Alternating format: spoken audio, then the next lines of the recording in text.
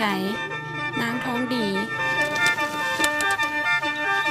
คำล่าฮู้แล้วแม่นบ่ว่าปื้มแบบเฮียนที่ให้ยืมไปนี้เมื่อบ่ใช้แล้วจะต้องเอามาส่งคืนเด้อ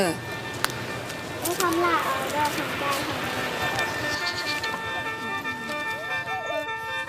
เพราะว่าปื้มแบบเฮียนเป็นของทุกๆคนบ่แม่นของส่วนตัว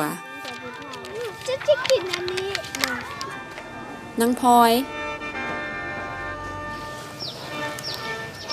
สมบัติส่งปืนแบบนี้แล้วบอกยังบอกกล้าส่งมันเพื่อนมันขาดได้ของล่ะจะไหนก็ต้องได้ส่งไป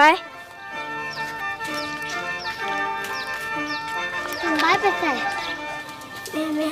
พอพูดไม่ลุกแม่ต้องรักษาปื้มแบบเฮียนที่ยืมมาให้อยู่ในสภาพเดิมถ้าปื้มขาดก็ต้องแปลงเพื่อให้น้องๆที่ขึ้นห้องมาใหม่ได้ใช้ต่อ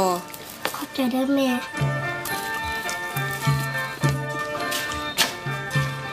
มึงให้อยู่ซ้ำเขามาซาโพดที่บอกสมบัติคำล่านางคำล่าทรงปื้มแล้วท้าวสมบัติทรงปื้มแล้วจบภาคเฮียน2แล้วเพื่อให้น้องๆได้ใช้ต่ออย่าลืมเอาปื้มแบบเฮียนมาส่งเด้อ